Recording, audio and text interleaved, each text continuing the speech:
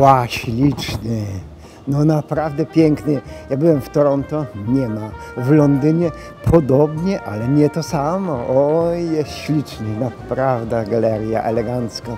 Wie pan, jeszcze nie ma całej infrastruktury, czyli zaplecza jakiegoś. Co prawda są automaty do kawy, ale jakieś tam, jak to przy podróżach.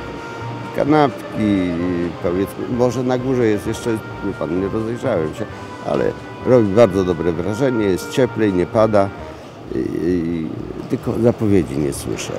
O, to samo? Ja nie rozumiem.